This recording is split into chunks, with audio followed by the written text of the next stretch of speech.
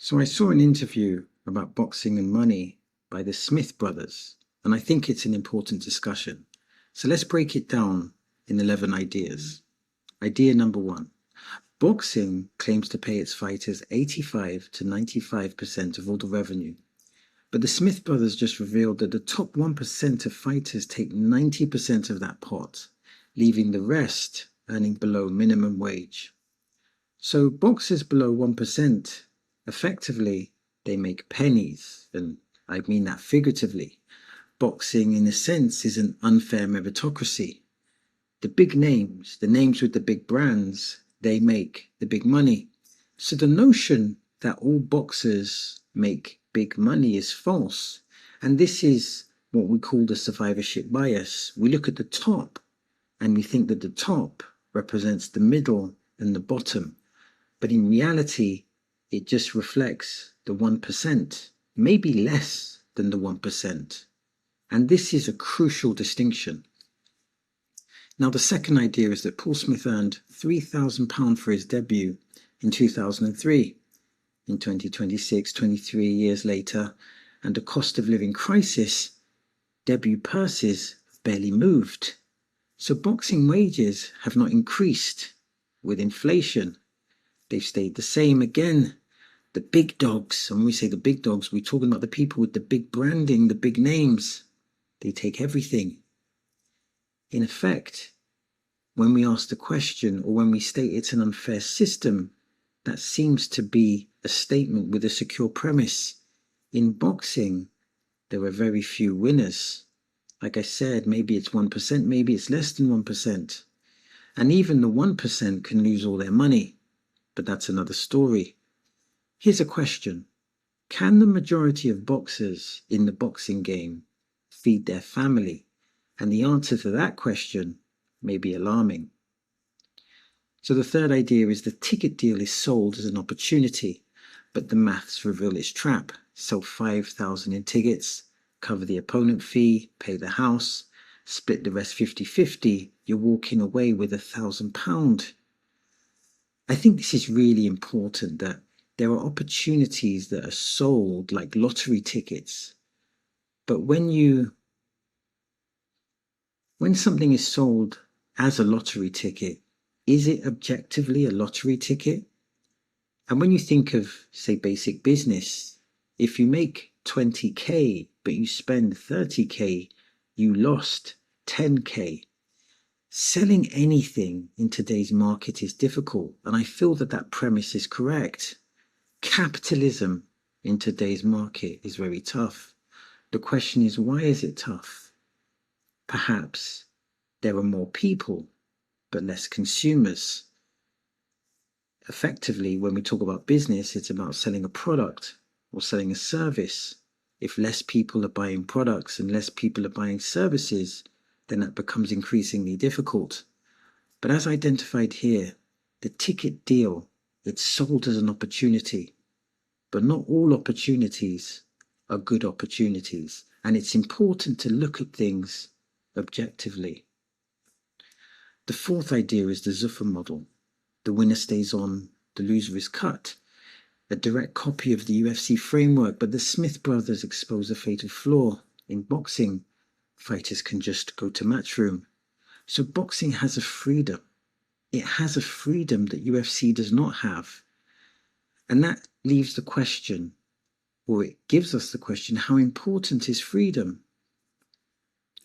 When a boxer can go from one promotional company to another and improve their negotiations, then that freedom, in a sense, is priceless. But I would argue that not all freedom is good freedom. So freedom is not necessarily always a good thing. It can be a good thing, but perhaps in certain contexts, it can be a bad thing. And the UFC model, I guess in a sense, many people have criticized the UFC model. But as someone who doesn't fully understand the UFC model, I'm assuming that there's pros and there's cons. And the boxing model has pros and it has cons. When we talk about the boxing infrastructure, it benefits the 1%. But what about that 99%? That is something that surely needs to be fixed. And maybe that's not just a boxing problem. Maybe that's an issue with capitalism.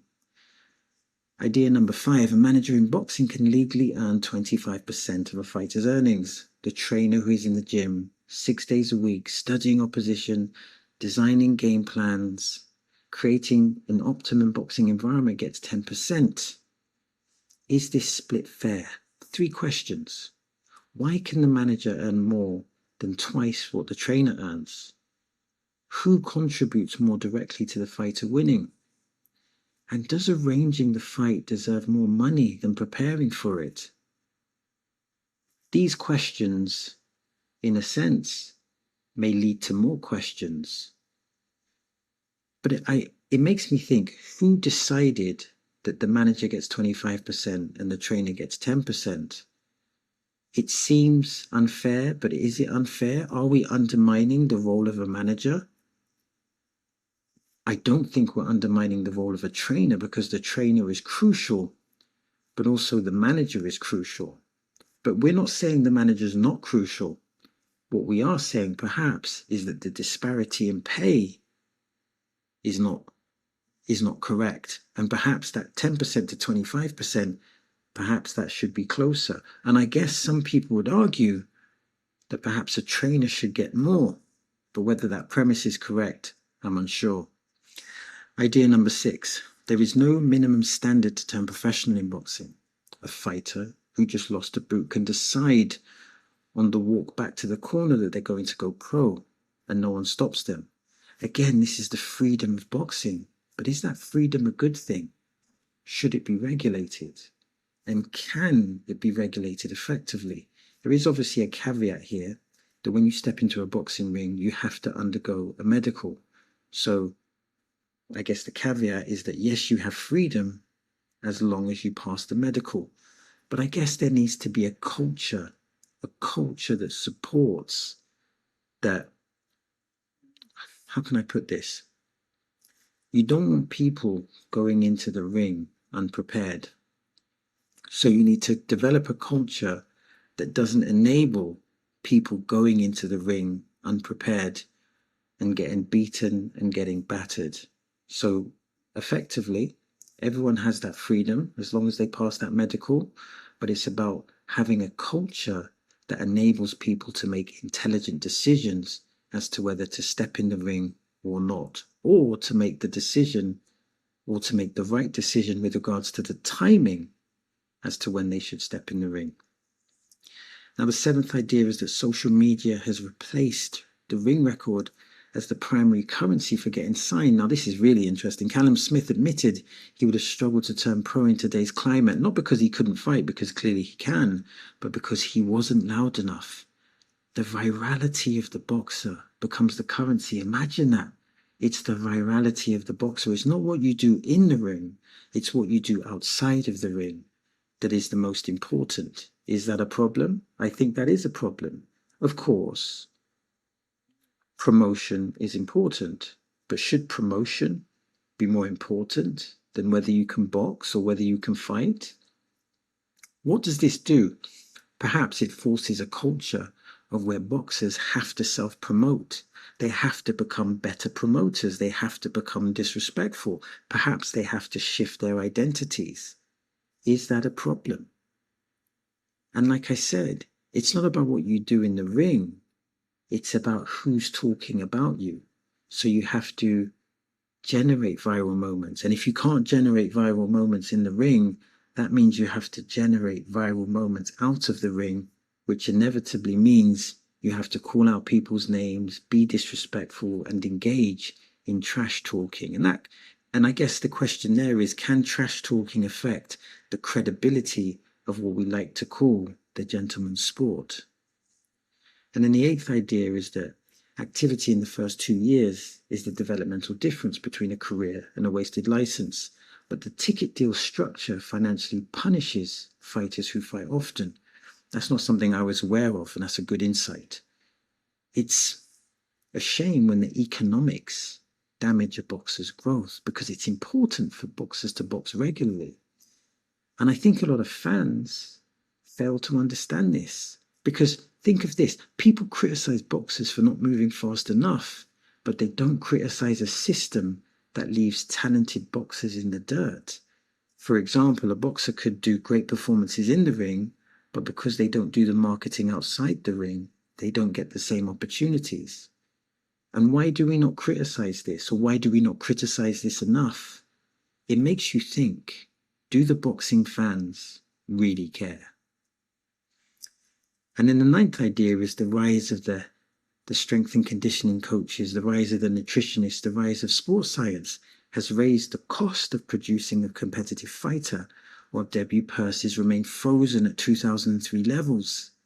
Here's a question: is a boxer only as good as his budget? So the bigger the budget, the better the boxer.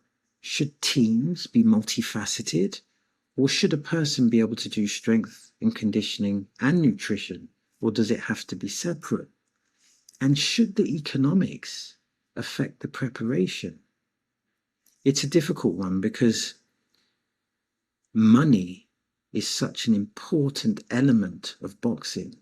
And even if we concede that strength and conditioning coaches and nutritionists and these additional variables are important, these additional assets are expensive. And where is that money coming from? And who does it affect? Does it come from the fighter's purse? And again, if a fighter is big enough, then it's perhaps a tax write-off. But a fighter at the lower level, can they afford to have this type of team?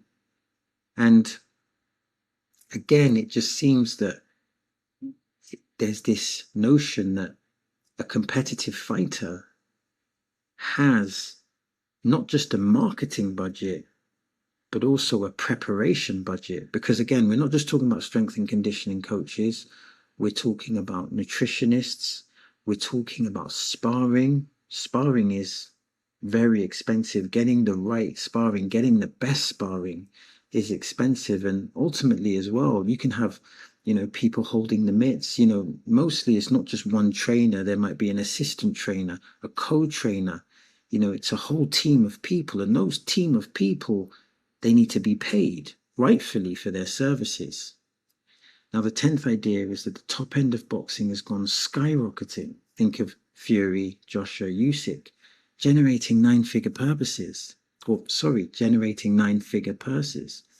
the bottom of boxing is structurally identical to what it was 2 decades ago. So the top of boxing has gone like this. It's grown exponentially.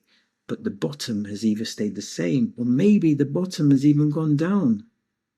So apart from the 1%, boxing is not evolving economically, and that seems to be wrong. Because if the 1% is evolving, surely the lower levels and the middle levels, they should be rising exponentially with that as well, or at least on not on a level playing field, but they should also be going up. They should be at least matching inflation. And the 11th idea is that the Smith brothers built careers on the principle that fighting does the talking. What you do in the ring, that's ultimately what matters. But they have admitted that in 2026, that philosophy might not be enough to get you signed. And I think that is a huge statement. And hopefully that will change.